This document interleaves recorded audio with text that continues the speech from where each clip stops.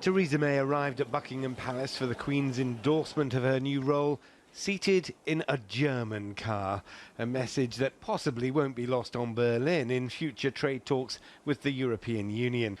As she swept into Downing Street, it was in the back of the Prime Minister's official British-made Jaguar, the second woman in British history after Margaret Thatcher to take the top job in the UK. Her first words as the country's new leader, a message of social justice. But it was Brexit and the government's failed referendum campaign that brought her to this place and will dominate her time in Downing Street. Following the referendum, we face a time of great national change. And I know, because we're Great Britain, that we will rise to the challenge. As we leave the European Union, we will forge a bold, new, positive role for ourselves in the world. It was a journey outgoing Prime Minister David Cameron had made more than 300 times. His last trip to Parliament for a final Prime Minister's questions, though, special.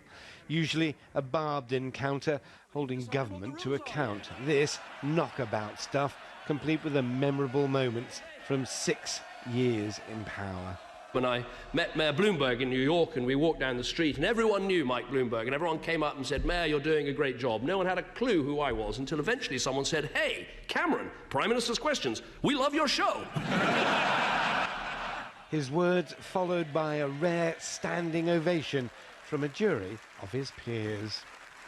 Just weeks ago, Prime Minister May hadn't even thought she'd be Prime Minister until the government lost its Brexit referendum campaign and she proved to be the last one standing.